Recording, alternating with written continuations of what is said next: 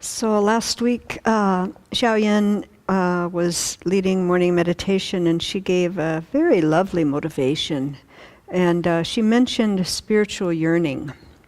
And that reminded me about the importance of our spiritual yearning and how that has really informed my life and my practice.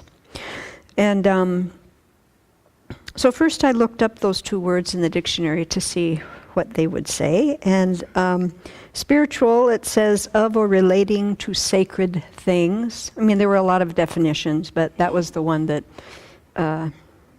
worked for me, okay? And then yearning, a tender or urgent longing. And I would change that to a tender and urgent longing.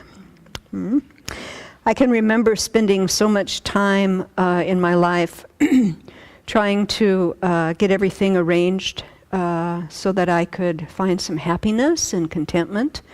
And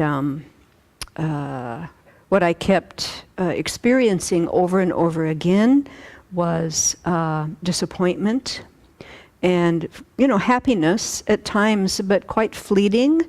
And that kind of fleeting happiness just drew me back to grasp at it again, then feel the disappointment, grasp at it again, feel the disappointment, over and over again. And when I reflected on that, what I experienced was an empty place in my heart. And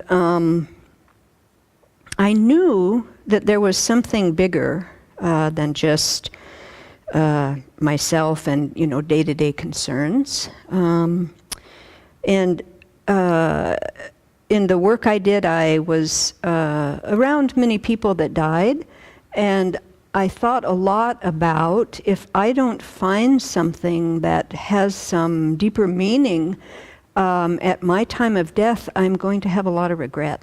And that scared me, actually. I don't want to have a lot of regret at the time of death. And so when I heard my first Dharma teaching, that touched that empty space in my heart. And I can remember feeling so relieved. I didn't, of course I didn't know anything about it, but it touched that place.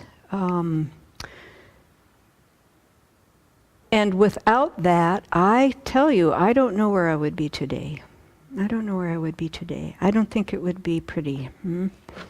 Yeah. And really, of course, what I understand now is that it, touched that spiritual yearning. I felt like something was being resuscitated, actually, like something was dying. And meeting the Dharma, then it resuscitated something. It opened my heart. And so, our transformation begins when the hunger for worldly happiness is replaced by this really deeper spiritual yearning.